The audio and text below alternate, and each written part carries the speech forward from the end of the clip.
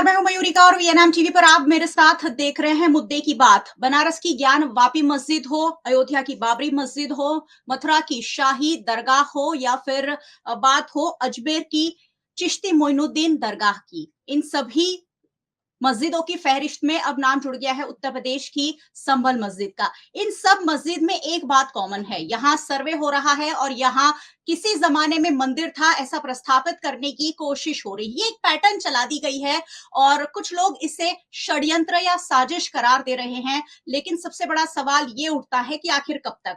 बहुत सारे लाखों की संख्या में भारत में मंदिर है, उसके बावजूद मस्जिदों में मंदिर क्यों ढूंढे जा रहे हैं, और अगर वो ढूंढे जा रहे हैं तो वो लाजमी है कि नहीं, उस पर आज चर्चा होगी। और खासकर संभल, उत्तर प्रदेश में संभल का जो मुद्दा है छाया हुआ है, संसद से सड़क तक लगातार इस पर सियासत हो रही है। जब भी कोई मुद्दा उछलता है, पॉलिटिकल पार्टीज उसका माइलेज लेने की हमेशा कोशिश करती है। हमारे जैसे आम नागरिक उसे समझ नहीं पाते हैं, लेकिन पॉलिटिकल पार्टीज अपने अपने एजेंडा पर हर मुद्दे को सुलझाने की कोशिश करती। मसला क्या था वो छोटे से शब्दों में आपको बता देती हूँ। 24 नवंबर को संभल में जब सर्वे हो रहा था मस्जिद में, तब वहां हिंसा भड़क जाती है, करीब 4 लोगों की मौत हो जाती है, दर्जनों लोग घायल हो जाते हैं और करीब 2 से 2,500 लोगों पर मामला दर्ज कर लिया जाता है। जब से संसद का सत्र शुरू हुआ है तब से तो इस पर चर्चा हो ही रही है। आज जब कांग्रेस के नेता और लोकसभा के विपक्ष नेता राहुल गांधी संभल जाने के लिए निकले, तब जो घमासान हुआ वो भी हमने देखा। एक छोटी सी नजर एक रिपोर्ट पर डाल लेते हैं और फिर कुछ खास मेहमान मेरे साथ चर्चा में जुड़ चुके हैं, उनके साथ इस चर्चा को आगे बढ़ाएंगे।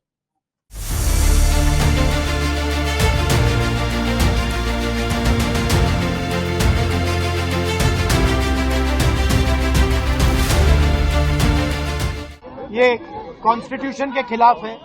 हम सिर्फ संभल जाना चाहते हैं, देखना चाहते हैं वहाँ क्या हुआ, लोगों से मिलना चाहते हैं। मगर हमारा जो कॉन्स्टिट्यूशनल अधिकार है, मेरा जो कॉन्स्टिट्यूशनल अधिकार है, उसको मुझे दिया नहीं जा रहा है। राहुल जी नेता प्रतिपक्ष हैं, उनके संवैधानिक अधिकार होते हैं, वो बाकी लोगों से अलग होते हैं, उनको रोका नहीं जा सकता इस तरह से। उनका संवैधानिक पद है, संवैधानिक अधिकार है कि उनको अलाउ किया जाए कि वो पीड़ितों से मिलने जाएं। उन्होंने ये भी कहा कि मैं अकेला चले जाऊंगा, यूपी की पुलिस के साथ मैं अकेला चले जाऊंगा, मुझे अकेला ले जाइए। वो भी करने के लिए तैयार नहीं है। पुलिस वालों के पास कोई जवाब नहीं है। शायद उत्तर प्रदेश की स्थिति क्या ये है कि आप इतना भी नहीं संभाल सकते, तो फिर आप इतना गर्व से क्यों कहते हैं कि लॉ एंड ऑर्डर आपने संभाल रखा है यूपी में? राहुल गांधी जी उस विवशता में एक रस्म अदायगी करने के लिए उत्तर प्रदेश के संवेदनशील इस समय जो क्षेत्र है वहां संभल में जाने का प्रयास करते नजर आए। यहां मैं कहना चाहूंगा कि समाजवादी पार्टी के वरिष्ठ नेता प्रोफेसर राम गोपाल यादव जी ने यह कहा है कि कांग्रेस औपचारिकता निभा रही है। मैं उनके बयान में को थोड़ा अलग रूप में कहना चाहूंगा कि कांग्रेस औपचारिकता नहीं विवशता निभा रही है। और इससे बहुत स्पष्ट है, और विवशता इसलिए है कि इस मुद्दे पर न कांग्रेस के किसी नेता ने कभी कुछ बोला, न लिखा, न कुछ किया, और आज अचानक ऐसा प्रतीत होता है कि सिर्फ मीडिया आकर्षण पाने के लिए उन्होंने इंडी गठबंधन को साथ न रख पाने की छटपटाहट में यह कार्य किया है। और यहां पर दोनों पार्टियों के बीच में देखिए कितना बेहतरीन द्वंद्व चल रहा है कि जहां समाजवादी पार्टी ने जब अपना विषय ही चेंज कर दिया तो कांग्रेस पार्टी को मजबूरन उसी दिशा में जाना पड़ा। शायद कांग्रेस को लगा होगा कि सपा ने हमसे ज्यादा माइलेज ले लिया है, तो कांग्रेस को लगा होगा हम तो बड़ी पार्टी है, हमारे पास बड़े बड़े कई नेता हैं, हम अगर कोई ऐसा कार्य करें जिसमें बेहतर फोटो आप दिखेगा तो मीडिया माइलेज हम ज्यादा ले सकते हैं। तो आपने देखा किस तरह की राजनीति हो रही है। भारतीय जनता पार्टी कह रही कि संभल के संभलते माहौल को विपक्ष खराब करना चाहता है और इसलिए उन्हें नहीं जाने दिया जा रहा है। वहीं कांग्रेस और विपक्षी दल जो है आरोप लगा रहे हैं कि कहीं ना कहीं कुछ तो गड़बड़ है जिसे भारतीय जनता पार्टी छुपाना चाहती है। आज इस चर्चा में मेरे साथ कुछ खास मेहमान जुड़े हैं, उनसे आपको मिलवा देते हैं और फिर इस चर्चा को सवाल जवाब के दौर के साथ आगे बढ़ाएंगे। मेरे साथ भारतीय जनता पार्टी की ओर से शैलेश परमार जी जुड़े हैं। शैलेश जी, स्वागत है आपका। Thank you. हमारे साथ कांग्रेस पार्टी की ओर से डॉक्टर निकुल पटेल जुड़े हैं। निकुल जी, आपका भी बहुत बहुत स्वागत है। नमस्कार। एआईएमआईएम की ओर से दानिश कुरैशी जी हमारे साथ इस चर्चा में जुड़े हैं। दानिश जी, चर्चा में आप। आदाब। और हमारे साथ सीनियर जर्नलिस्ट गोपी मणियार घांघर जुड़ी है। गोपी जी, आपका भी बहुत बहुत स्वागत है। शुक्रिया मयूरिका। सबसे पहले 2-2 मिनट का मैं सभी मेहमानों को वक्त देती हूं और अपनी अपनी प्रतिक्रिया जो है 2-2 मिनट के भीतर इस मुद्दे पर बताइए और फिर मैं सवाल जवाब आगे बढ़ाऊंगी। भारतीय जनता पार्टी की सत्ता है केंद्र में। भारतीय जनता पार्टी के प्रवक्ता शैलेश जी हमारे साथ मौजूद है। शैलेश जी, क्या आप सोचते हैं 2 मिनट में इस पूरे मसले को अपनी प्रतिक्रिया के रूप में बयान कीजिए, फिर हम आगे बढ़ेंगे। पहले तो वीएनएम न्यूज के माध्यम से मैं कहना चाहता हूं कि कांग्रेस को किसी भी मुद्दे पे राजनीति करनी ही है, ऐसा मुझे दिख रहा है। और ये जो संभल में जो दिखाया जाता है, राहुल गांधी जी जाते हैं और सपा के जाते हैं, तो मुझे तो ये लग रहा है कि इन दोनों की हरीफाई है कि कौन मीडिया मैनेज ज्यादा कर सकता है। ये हरीफाई मुझे लग रही है। उत्तर प्रदेश में जो संभल जो है वो न्यायालय का मामला है, पूरा सर्वोच्च अदालत का मामला है। तो जो जब सुप्रीम कोर्ट कुछ कहती है कि यहाँ तहकीकात करनी है, अभी तो तहकीकात करनी है, कहाँ कोई निर्णय आ गया है, कहाँ कोई फैसला आ गया है। तो जो एडवोकेट के ग्रुप जा रहे हैं वहां भी प्रॉब्लम हो रहा है, वो ये प्रॉब्लम कर रहे हैं। तो मुझे लग रहा है कि मीडिया का आकर्षण कैसे बताया जाए, ऐसी ही कांग्रेस की नीति रीति रही है। चलिए, यही सुधांशु जी कह रहे थे, वही आपने दोहराया है। कांग्रेस पार्टी की ओर से डॉक्टर निकुल पटेल मौजूद है। निकुल जी, क्या कहना चाहेंगे इस पूरे मसले पर? उत्तर प्रदेश के अंदर लोकसभा चुनाव में तगड़ी हार मिलने के बाद भारतीय जनता पार्टी बौखलाई हुई है और हमने देखा कि किस तरह वो धार्मिक मुद्दों को उछालकर लोगों के बीच एक अराजकता फैलाने का काम कर रही है। ये जो मुद्दा है सुप्रीम कोर्ट में दायर किया गया मुद्दा है या कोर्ट से जो भी जजमेंट आया है, मुझे जहां तक पता है तो उनको 1 वीक का सर्वे का टाइम दिया गया था, फिर उसको एक्सटेंशन के लिए मांगा गया। वो एक्सटेंशन मांगने के बाद जो पूरी कानून व्यवस्था के साथ काम करना चाहिए वो नहीं हुआ। और अगर वहां की लॉ एंड ऑर्डर को पता था कि वहां पे कुछ अराजकता होने वाली है, तो डबल इंजन की भारतीय जनता पार्टी की सरकार वो संभालने में निष्फल हुई। और वहां पे जिन लोगों के मृत्यु हुए वो क्या देश के नागरिक नहीं थे? अगर वो देश के नागरिक है तो राहुल गांधी जी संवैधानिक पद पर है और वो विपक्ष के नेता है और आज उनका जो मन है उनसे जाके मिलने का, उनकी वेदना सुनने का, तो शायद भारतीय जनता पार्टी को ये नहीं करने देना है। और रही बात मीडिया कवरेज की, तो मैं यहाँ आपके माध्यम से बताना चाहूंगा, राहुल गांधी जी इतने पॉपुलर है, इतने फेमस है और सभी सोशल मीडिया पे इतनी सारी फॉलोइंग है। अगर मीडिया कवर करती है तो वो मीडिया अपने न्यूज बनाती है, राहुल गांधी को न्यूज की जरूरत नहीं है। चलिए, मीडिया कवरेज को डिफेंड कर रहे हैं कांग्रेस पार्टी के प्रवक्ता एआईएमआईएम की ओर से दानिश जी जुड़े हैं। शैलेश जी, आपके पास लौटूंगी और जो आप लोगों ने एक दूसरे पर, पार्टी पर जो आरोप लगाए उस पर जवाब जरूर लेंगे। दानिश जी जुड़े हुए हैं। दानिश जी, क्या कहना चाहते हैं? ये क्या देश किस ओर जा रहा है? हम मस्जिद में मंदिर ढूंढ रहे हैं और मंदिर में पता नहीं क्या ही ढूंढ रहे हैं। देखिए, मुझे लगता है कि सबसे पहले दिक्कत ये है कि पहले भारतीय जनता पार्टी के नेता बोले, फिर कांग्रेस के नेता बोले, सब अपनी अपनी राजनीति कर रहे हैं। मैं तो सिर्फ ये पूछना चाहता हूं कि सुधांशु त्रिवेदी जी ने जो कहा, उन्होंने जो बातें कही उनको छोड़ दीजिए। मैं ये कहता हूं कानून और व्यवस्था बनाना राज्य सरकार का काम है, तो उनको ये नाकामी स्वीकारनी पड़ेगी कि संभल में जो कुछ हुआ ये फेलियर है योगी सरकार का, और योगी सरकार को माफी मांगनी चाहिए, क्योंकि जिसमें 5 लोग शहीद हुए और जिस तरह से उनकी निर्मम हत्या की गई है, निर्मम हत्या में रिपीट करना हूं बार बार, क्योंकि एसडीएम साहब के स्पष्ट निर्देश हैं कि किसी को भी जान हानि हो, इस तरीके का बल का प्रयोग करना नहीं है, ऐसा साफ तौर पे। लेकिन अभी तक किसी के खिलाफ कोई कार्रवाई नहीं हुई। दूसरे नंबर पे जहां तक कांग्रेस की बात है, देखिए इस देश में दंगों के लिए सबसे ज्यादा कांग्रेस जानी जाती है। अगर तारीख पढ़ी जाएंगे तो 10-15 हजार दंगे जो हैं वो तो अकेले कांग्रेस के नाम पे। आपको मुरादाबाद याद नहीं है? उत्तर प्रदेश की बात की जाए तो उत्तर प्रदेश का कौन सा जिला, कौन सा इलाका ऐसा है जो कांग्रेस के शासन में जहां पर दंगे ना हुए? ईद के दिन तक गोलियां चलाने का काम कांग्रेस करती रही है। भाजपा और कांग्रेस तो एक सिक्के के दो पहलू हैं, इनसे कोई बहुत ज्यादा तवक्को करना तो बेवकूफी की अलामत है। समाजवादी पार्टी के प्रवक्ता यहाँ नहीं है, लेकिन 2013 में वो भी याद कर ले कि किस तरह से भारतीय जनता पार्टी की भगिनी संस्था विश्व हिंदू परिषद के साथ में पौने दो घंटे मुलायम सिंह यादव ने बंद कमरे में मीटिंग की थी। क्या ये दो लोगों से ओझल है बातें? तो बेवकूफ बनाने की राजनीति की जा रही है और मुझे लगता है कि इससे अब आवाम जो है बाहर निकलेगी इंशाल्लाह। जी, हमारे साथ गोपी जी जुड़ी हुई हैं। गोपी जी, मैं हमेशा ही पॉलिटिकल पार्टीज को इसलिए आगे रखती हूँ कि वो अपनी अपनी जो राय दे उस पर आप अपनी प्रतिक्रिया दे सके। और आपने सुना तीनों दलों के नेता अपनी अपनी बात कह रहे हैं। आप बहुत सालों से सियासत और पॉलिटिकल सारी चीजों को बहुत नजदीक से फॉलो करते आए हैं, क्या कहेंगे इस पूरे मामले पर? देखिए, आज जिस तरीके का घटनाक्रम सामने आया है, राहुल गांधी हो या प्रियंका गांधी, किसी को जाने नहीं दिया गया। इससे पहले भी कोशिश की गई थी समाजवादी पार्टी की ओर से, तब भी उन्हें जाने नहीं दिया गया।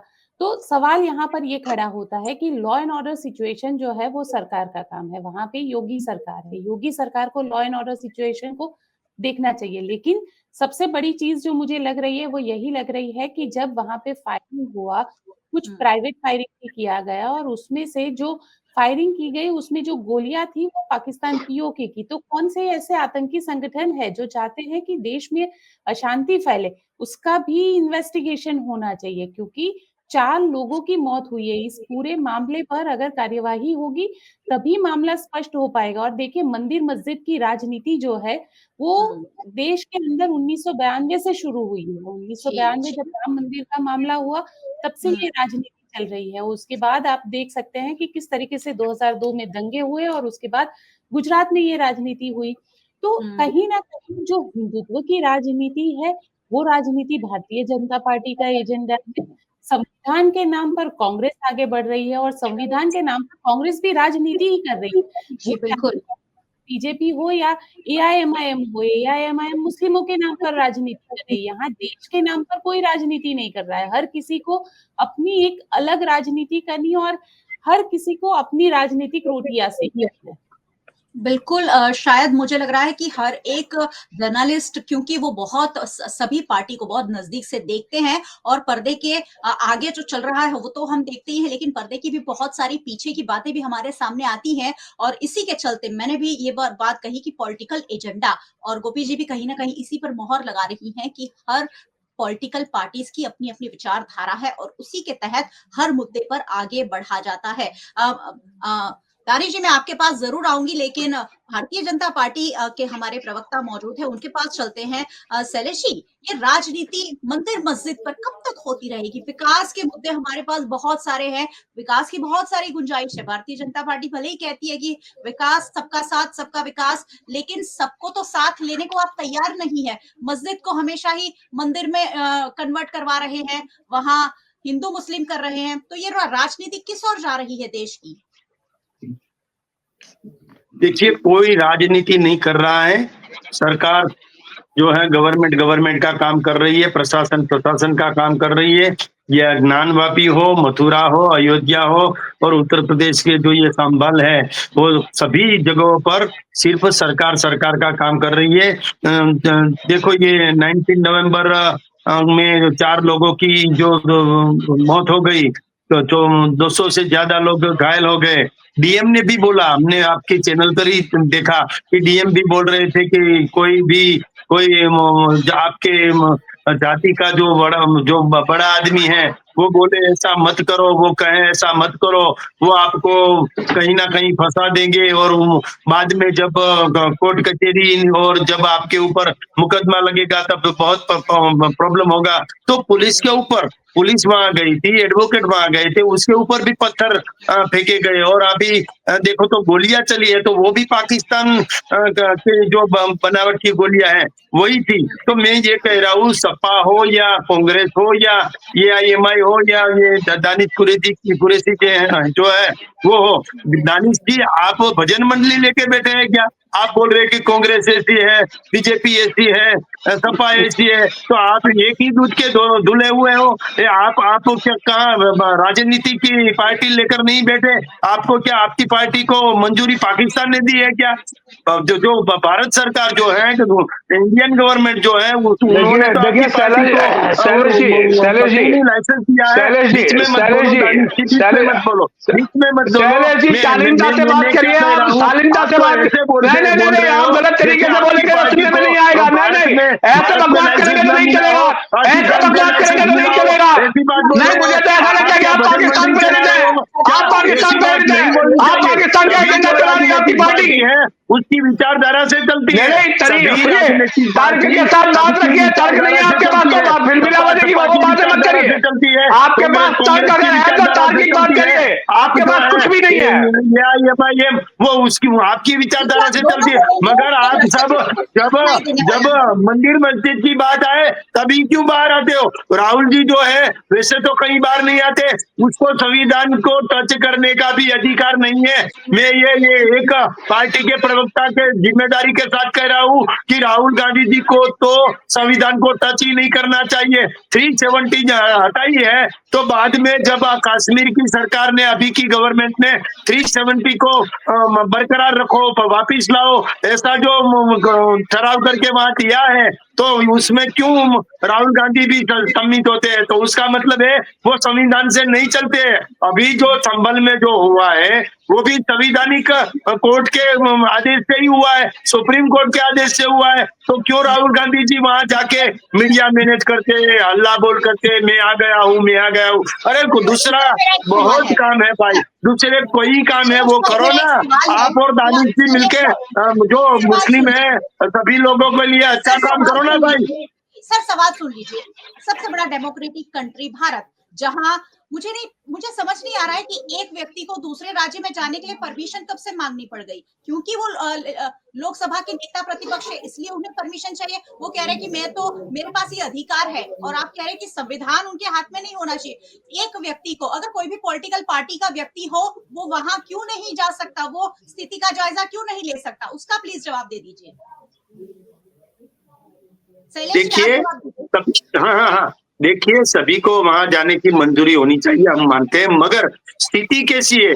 वहां की स्थिति अच्छी नहीं है। लॉ एंड ऑर्डर जो है वो संभालना है। डीएम ने भी बोला है यहाँ लॉ एंड ऑर्डर, 4 लोगों की मौत हो गई है, जाना है तो अभी जाके वहां कोई भी जाए, क्या कर पॉलिटिकल पार्टी से या कांग्रेस से, बीजेपी से कोई भी जाए, अभी तो वहां लॉ एंड ऑर्डर को संभालना है। लॉ एंड ऑर्डर संभल जाए, बाकी सबको जाना है, मगर अभी जाने का मतलब ये हुआ कि औपचारिकता दिखानी है, मीडिया का आकर्षण लेना है, बसपा से आगे जाना है। बसपा और कांग्रेस की और एआईएमआई की हरीफाई चल रही है मीडिया के सामने आने की, ऐसा नहीं चलना चाहिए। चलिए कोई बात नहीं, कांग्रेस पार्टी के प्रवक्ता भी मौजूद है। सर कह रहे हैं राहुल गांधी के हाथ में तो संविधान शोभा ही नहीं देता है, क्या कहेंगे इस पर? राहुल गांधी और आपकी तो लड़ाई संविधान को लेकर है, लोकसभा का चुनाव आपने संविधान पर लड़ा है, और भारतीय जनता पार्टी के प्रवक्ता कह रहे हैं कि संविधान लेने का राहुल गांधी को हक नहीं है। सबसे पहले मैं देश के अंदर जब संसद में लॉर्ड ऑफ वर्शिप एक्ट 1991 पारित हुआ था, तो क्या मेरे भारतीय जनता पार्टी के मित्र को पता नहीं कि वो संवैधानिक रूप से क्या कहना चाहते हैं? दूसरी बात, संविधान की अगर बात की जाए तो राहुल गांधी जी नेता प्रतिपक्ष है, वो भी संसद का एक संवैधानिक पद है और उनको अधिकार है देश में कहीं पे भी जाने का। सुरक्षा की जो बात है वो लोकल लॉ एंड ऑर्डर की प्रशासन की भी है और सेंट्रल एसपीजी करके फोर्स आता है उसकी भी है। अगर नहीं जाने दिया जा रहा है तो उसके पीछे का कारण लॉ एंड ऑर्डर की स्थिति बता रही है, यानी डबल इंजन की सरकार कहीं ना कहीं लॉ एंड ऑर्डर मेंटेन करने में निष्फल है। दूसरी बात, जब हम ये जगह की बात कर रहे हैं, वहां पे कोई भी जात का जो वो रायट जैसा बोल रहे वैसा हुआ, तो उसके पीछे का कारण क्या है? क्या इंटेलिजेंस फेलियर था सरकार का, या सरकार को पता नहीं थी कि ऐसा कुछ हो सकता है, या फिर जब सर्वे की टीम वहां पे गई तो पुलिस बंदोबस्त करके नहीं गई थी, या फिर भारतीय जनता पार्टी की सरकार जानबूझकर ऐसा किया कि भाई ये सब होने दिया जाए? ये सब बहुत सारे सवाल जो है वो हमेशा विपक्ष के जहन में होता है, और वो उनका अधिकार है विपक्ष में होते हुए सरकार से पूछने का। अगर देश के अंदर सरकार से नहीं पूछेंगे तो किससे पूछेंगे? ये लोग तो ऐसा बोल रहे हैं कि विपक्ष को इसका आंसर देना है, कि लॉ एंड ऑर्डर की परिस्थिति ऐसी क्यों है, वहां पे 5 जन का खून क्यों, 5 जन का जो मृत्यु हुआ वो क्यों हो गया है। अरे भारतीय जनता पार्टी को ये समझना चाहिए कि उनकी संवैधानिक जवाबदारी भी है। तो ये जो संविधान को नहीं समझ रहे, इसीलिए राहुल गांधी जी संविधान उठा के उनको समझाना चाहते हैं कि संविधान ये बोल रहा है। तो ये जो नहीं समझते हैं, इसीलिए हम बताना चाहते हैं। और कोई भी नागरिक देश का संविधान को अपने हाथ में रखकर बोल सकता है कि ये संविधान देश के अंदर लागू है और उसको सही तरह इम्प्लीमेंट करना सबकी रिस्पॉन्सिबिलिटी है, नैतिक जवाबदारी है। और सबसे पहली नैतिक जवाबदारी प्रधानमंत्री की है और प्रधानमंत्री के प्रधानमंडल की है और फिर सरकार की है। तो इतना ही कहूंगा कि जो भी नागरिक देश के अंदर अगर कोई भी जगह पे मृत्यु होता है तो उसका अगर संज्ञान लेने कोई जाना चाहता है तो आम आदमी भी जा सकता है। राहुल गांधी तो देश के संवैधानिक पद पर है, फिर भी उनको रोका जा रहा है, तो बहुत दुख की बात है। यानी डबल इंजन की सरकार उत्तर प्रदेश में एक फेलियर है और यही लोग अभी समझ गए हैं।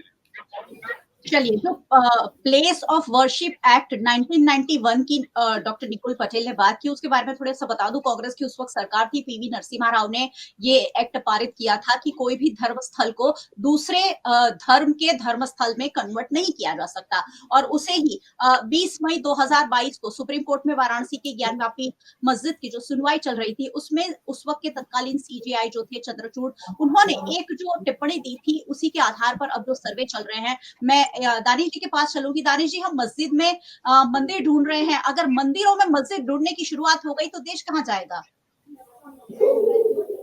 देखिए, मैं आपको एक बात कहूं, दरअसल सबसे पहले तो भारतीय जनता पार्टी के जो प्रवक्ता है, मुझे लगता है कि इनको पाकिस्तान से बहुत मोहब्बत है, रिश्तेदारी लगती है इनकी, क्योंकि सुबह से शाम तक कभी मोदी जी बिरयानी खाने चले जाते हैं, कभी जिन्ना के मज़ार पे जाके ये कहते हैं कि भारत का सबसे बड़ा सेक्युलर नेता ही वो। तो ये तो इनके उसमें टीम है। चलिए, खैर, ये तो हो गई एक बात। लेकिन प्लेसेस ऑफ वर्शिप एक्ट की बात की जाए या आज का जो माहौल है, इसके लिए सबसे पहले जिम्मेदार अगर कोई है तो वो है इंडियन नेशनल कांग्रेस। 22 दिसंबर 1949 की आधी रात को जब रात को मूर्तियां पेनिट्रेट की गई, उसमें सरकार किसकी थी? भाजपा की थी। वीएचपी था, कौन था? ये भगिनी संस्थाएं तो थी नहीं, भारतीय जनता पार्टी की सरकार थी और जीबी पंत उस वक्त के मुख्यमंत्री थे। अब मुझे ये बताइए कि ये किसके शासनकाल में हुआ था? इसके बाद मैं आपको बताऊं, और उस दिन के बाद से वहां पर आधी रात में ये घटना घटी, उस दिन के बाद से उसको उस पर बंद कर दिया गया। भाई, क्यों बंद कर दिया गया था? क्यों बंद कर दिया गया? इसके बाद मैं आपको बताऊं, उसके बाद हुआ ये कि 1992 के अंदर में आप नरसिम्हा राव की सरकार, नरसिम्हा राव साहब प्रदेश के प्रधानमंत्री सो रहे थे जब बाबरी मस्जिद पर हमला जारी था, नींद में थे वो, ठीक है। जबकि सुप्रीम कोर्ट में यह हलफनामा था कि बाबरी मस्जिद को आंच नहीं आने दी जाएगी। क्या हुआ उस हलफनामे का? आज तक किसी पे कोई कार्रवाई नहीं हुई।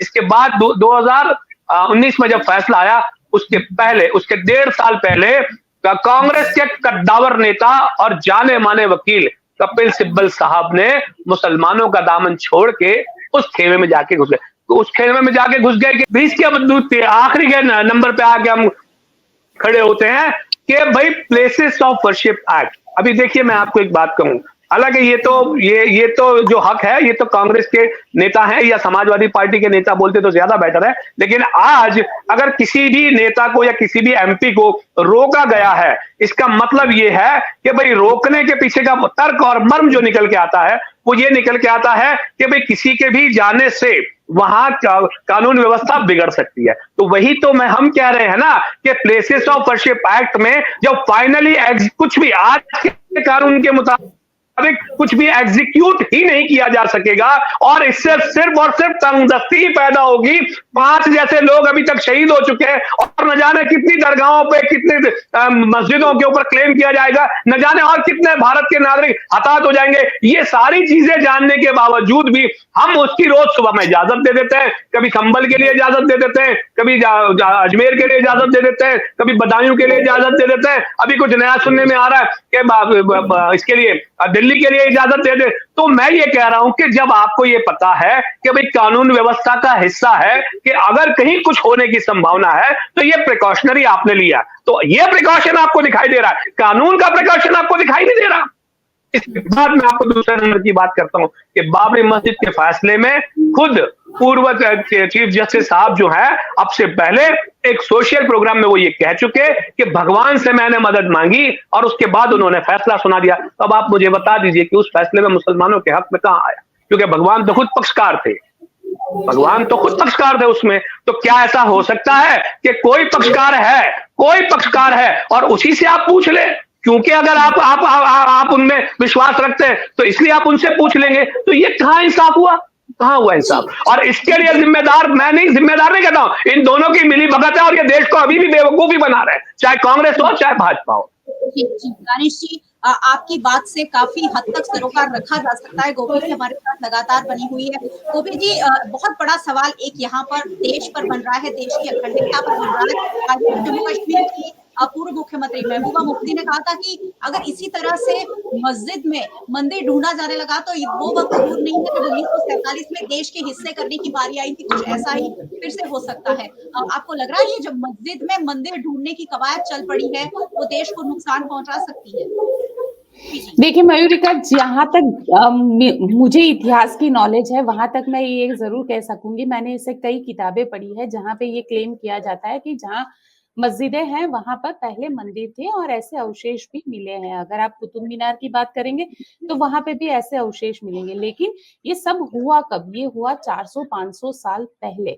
और वो 400-500 साल पहले जो चीजें हुई है या किसी भी मंदिर को मस्जिद में तब्दील किया गया है, अब जाके वो मुद्दों को क्यों उखाड़ा जा रहा है? सबसे बड़ा सवाल तो यहाँ पर ये है, क्योंकि ये मुद्दे जो उखाड़े जा रहे हैं ये सारे राजनीतिक मुद्दे हैं और इससे से ही पूरी तरीके से राजनीति चलती है। अगर बीजेपी ये राजनीति छोड़ देगी तो उनकी राजनीति खत्म हो जाएगी, और अगर कांग्रेस ये चीजें नहीं करेगी तो उनकी राजनीति खत्म हो जाएगी। तो यहाँ पे लोगों को समझना चाहिए, जो आम इंसान है उसे समझना चाहिए कि ये दोनों ही पॉलिटिकल पार्टी जो है वो अपनी अपनी राजनीति कर रही है। उन्हीं के मुद्दों के आधार पर उनकी राजनीतिक रोटियां सेकी जा रही है। फायदा इसमें जनता का कतई नहीं होता है। 4 लोगों की मौत हो गई, जो लोग मर गए हैं उसको लेकर राजनीतिक पार्टियां क्या कह रही है? उनके लिए कहीं संवेदना नहीं है। राहुल गांधी ये कह रहे हैं कि मैं उनके परिवार के लोगों को मिलने जाऊंगा, लेकिन अगर राहुल गांधी आज गए होते और वहां पे लॉ एंड ऑर्डर सिचुएशन खराब होती तो क्या कांग्रेस इसका जिम्मा लेती? और अगर वहां पे सुरक्षा मुहैया नहीं करवाई गई और 4 लोगों की मौत हुई है तो क्या योगी सरकार उन जो लोग हैं जिनकी मौत हुई है, क्या उनके परिवार वालों को वापस ला देंगे वो लोग? तो सवाल यहाँ पे आम इंसान को समझने की बात है। ये लड़ा रहे हैं और अगर लड़ेंगे तो कहीं ना कहीं आम इंसान का ही नुकसान होगा। देखिए, मैं अभी पढ़ रही हूँ, केशव प्रसाद मौर्य का एक स्टेटमेंट आया। उन्होंने कहा कि राहुल गांधी मुस्लिम वोट बैंक की राजनीति कर रहे हैं। उन्होंने तो राहुल गांधी को नौटंकी तक बता दिया। लेकिन यहाँ पे सवाल ये है कि अगर इतना ही था तो लॉ एंड ऑर्डर सिचुएशन कैसे खराब हो गई? जी, कैसे वहां पे 4 लोग मर गए, इतने 200 से ज्यादा लोग घायल हुए?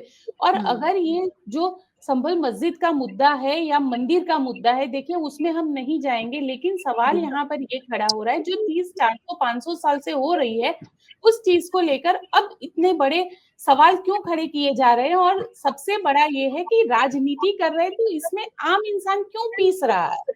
जी, अगर करना है कोर्ट उसको डिसाइड करेगी। आम इंसान के, क्योंकि मरने वाला आम इंसान होता है, किसी भी राजनेता का बेटा दंगाई नहीं होता है। देखिए, अगर आप देखने जाएंगे तो राजनेता के बेटे जो होते हैं वो यूएस में पढ़ रहे होते हैं या यूके में पढ़ रहे होते हैं। जब नहीं होते तो राजनीति करते दिखते हैं। मरेगा आम आदमी। जी, बिल्कुल।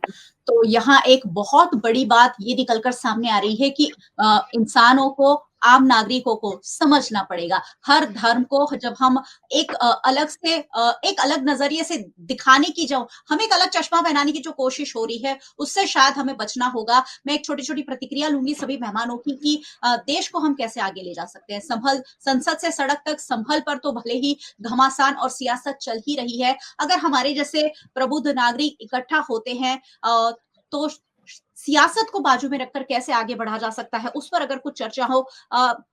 भारतीय जनता पार्टी की ओर से शैलेश जी जुड़े हुए हैं। शैलेश जी, अगर कुछ ऐड ऑन करना चाहे, इस मुद्दे को कैसे आसानी से सुलझाया जा सकता है? भारतीय जनता पार्टी का क्या रुख रहेगा? आसानी से सुलझाने के लिए तो जो न्यायालय का काम कर रही है, पुलिस का काम कर रही है, प्रशासन का काम कर रही है, तो योगी सरकार का काम कर रही है। कुछ भी हो तो अभी हमारे पास संविधान भी है, संविधान के दायरे में रह के कोई पार्टी को कोई प्रॉब्लम है, कोई मजहब को कोई प्रॉब्लम है तो हम बता सके, मगर कहीं भी जाके मीडिया मैनेज करके ये सब बात बतानी ये अच्छी नहीं है। और कांग्रेस को मैं ये भी बोलता हूँ कि राहुल गांधी जी की सुरक्षा की जवाबदारी भी ये केंद्र और राज्य सरकार की है। ये इसलिए राहुल गांधी जी वहां गए और कुछ हुआ तो भी वह प्रॉब्लम होगा। अभी लॉ एंड ऑर्डर को संभालने की जरूरत है। इसीलिए मैं सभी को नम्र निवेदन करता हूं कि कोई भी पॉलिटिकल औपचारिकता करने की बजाय वहां जो हो रहा है, प्रशासन काम कर रहा है तो उनके माध्यम से आप देखें, बाद में जो सब संभल जाए, बाद में जितनी भी राजनीति करनी हो तो करो, आपके पास राजनीति करने के सिवाय अलावा कुछ नहीं है। मगर यहाँ अभी प्रशासन काम कर रहा है, यहाँ अभी संविधान के दायरे में रहकर सुप्रीम कोर्ट काम कर रही है, तो काम करने दो बस। चलिए, कांग्रेस पार्टी की ओर से डॉक्टर निकुल पटेल मौजूद है। निकुल जी, संसद आप लोग लगातार चलने नहीं दे रहे हैं, संभल मामले, संसद नहीं चलेगी तो देश कैसे चलेगा सर? जी, सबसे पहले देश के अंदर क्या मुद्दे इम्पोर्टेंट है सरकार को भी समझना चाहिए। अगर डिस्कशन का कोई मुद्दा विपक्ष लेकर आती है तो जो पार्लियामेंट्री अफेयर्स मिनिस्टर होते हैं उनकी रिस्पॉन्सिबिलिटी होती है कि वो सभी दलों को समझाए कि नहीं, आपके मुद्दे भी संसद में चर्चा में लिए जाएंगे। लेकिन हमने देखा है भारतीय जनता पार्टी की सरकार हमेशा चर्चा के लिए तैयार नहीं होती है, जहाँ पे हमेशा चर्चा होनी चाहिए।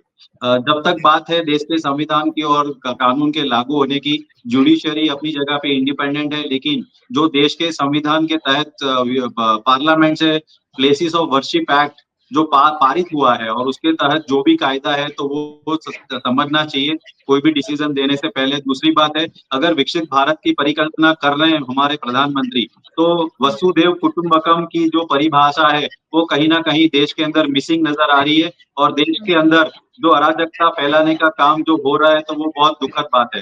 अगर हमको सही में एक विकसित भारत की परिकल्पना करनी है तो सभी लोगों को साथ लेके चलना पड़ेगा। और इस देश के अंदर जो भी जन्म से नागरिक बना है उसको सबको इक्वली रिस्पेक्ट देके उनका जो नैतिक अधिकार है और उनका जो भी रिस्पॉन्सिबिलिटी है सरकार को समझना चाहिए, ना कि कोई डिवाइड एंड रूल का पॉलिसी करना चाहिए।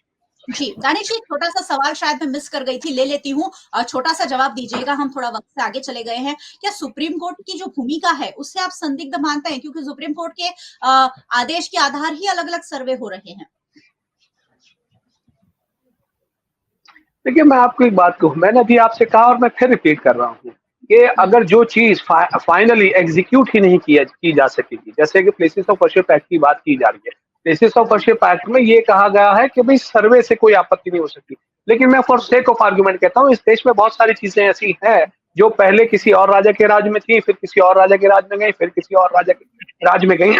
तो मैं ये पूछ रहा हूँ कि प्लेसेस ऑफ वर्शिप एक्ट का जो मुख्य आधार है वो यही है कि भी इसका नेचर और कैरेक्टर कभी नहीं बदला जा सकेगा, जो वर्तमान कानून लागू है।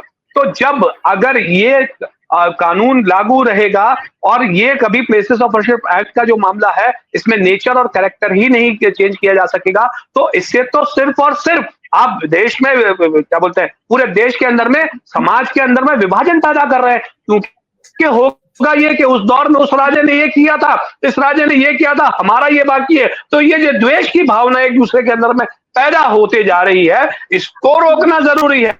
मैं फिर कहूंगा कि प्रिकॉशनरी जो आप कह रहे हैं ना, अभी वर्तमान स्थिति में ये है कि किसी एमपी को, किसी नेता को आप रोक रहे हैं, अल्टीमेटली वो क्या है, तो वो वही है कि भाई प्रिकॉशनरी है, कि भाई लॉ एंड ऑर्डर की स्थिति बिगड़ती है तो लॉ एंड ऑर्डर की स्थिति न बिगड़े इसलिए वो काम कर रहे हैं। तो यही तो मैं कह रहा हूं कि प्लेसेस ऑफ वर्शिप एक्ट में भी अल्टीमेटली लॉ एंड ऑर्डर की स्थिति बिगड़ेगी। और आप देखिएगा कहीं कहीं छोटे छोटे दंगों में आप आने वाले दिनों में, मुझे ऐसा लगता है आने वाले दिनों में आप चीजें ऑब्जर्व करेंगे कि भाई दंगा हुआ तो हमला हो गया, तो कभी संभल जामा मस्जिद पे हमला हो गया, कभी अजमेर की दरगाह पे, क्योंकि ये जो ग्रेवियंस पैदा करने की कोशिश की जा रही है इससे इजाफा होगा, इससे कम नहीं होगा। तो जो चीजें हासिल हुदूद ही नहीं हो पाएंगी तो उनका लागूकरण करने से क्या फायदा है, बताइए तो। जी बिल्कुल। एंड नोट पर इस पूरी डिबेट के कंक्लूजन में गोपी जी आप कुछ जोड़ना चाहें तो? बिल्कुल, देखिए जहाँ तक मुझे लग रहा है, क्योंकि ये तो एक ही मामला है, संभल के बाद और कई सारे मामले शुरू हो जाएँगे। अजमेर शरीफ का मामला शुरू हो चुका है, तो जी। ऐसे ही कई सारे मामले, कुतुब मीनार का मामला भी शुरू हो चुका है। राज्य में अलग-अलग जगहों पे, अलग-अलग राज्यों में ऐसी कई सारी मस्जिदें होंगी जहाँ पे इस तरीके का मामला होगा, क्योंकि देखिए पॉलिटिकल पार्टीज़ को पता है कि अगर उनको राजनीति चलानी है तो हिंदू-मुस्लिम करना होगा, और वही मुझे लग रहा है कि बीजेपी हो, कांग्रेस हो, एआईएमआईएम हो या आम आदमी पार्टी हो, कोई भी पॉलिटिकल पार्टी हो, यही चीजें दिख रही है और वो हुँ। लोग कर रहे हैं। जी, चलिए इस पॉलिटिकल एजेंडे से भारत देश को पता नहीं कब आज़ादी मिलेगी, कब भारत देश की जो पॉलिटिकल पार्टीज़ वो विकास के मुद्दों पर चुनाव लड़ेगी। क्योंकि जब भी चुनाव आते हैं, अलग-अलग मुद्दे तो आते हैं, लेकिन उसके आगे जो हावी हो जाते हैं, वो धर्म और जाति के मुद्दे होते हैं। और इसलिए भारत देश जो शायद तीसरी विश्व की बड़ी इकोनॉमी बनाने की ओर हम आगे बढ़ रहे हैं, वो रोड़ा बन रहा है। ये सारी चीज़ें कहीं न कहीं पॉलिटिकल पार्टीज़ को मिलकर हटानी होगी। बहुत-बहुत शुक्रिया आप सभी मेहमानों का इस चर्चा में जुड़ने के लिए। बहुत-बहुत शुक्रिया। और बहुत-बहुत शुक्रिया आप सभी व्यूअर्स का हमारे साथ जुड़ने के लिए। आपको रोज़-रोज़ रात 8 बजे वीएनएम टीवी पर जुड़ना है, क्योंकि हम यहाँ उन्हीं मुद्दों पर चर्चा करते हैं जो आपके लिए जानना बेहद ज़रूरी होते हैं। आप हमें यूट्यूब चैनल पर देख रहे हैं, अगर अब तक सब्सक्राइब नहीं की है हमारी चैनल ज़रूर कर लीजिए और बेल आइकन प्रेस कर दीजिए, ताकि वीएनएम का हर अपडेट सबसे पहले आप तक पहुँच सके। अगर आप हमें फेसबुक पर देख रहे हैं, शेयर कर लीजिए। आप हमें ओटीटी प्लेटफ़ॉर्म्स पर देख रहे हैं, डेली हंट, वोडाफोन टीवी, जियो टीवी और जियो टीवी फाइबर। 498 नंबर के चैनल पर वीएनएम टीवी को चौबीसों घंटे लगातार देखा जा सकता है। देखते रहिए वीएनएम, जुड़े रहिए वीएनएम के साथ। नमस्कार।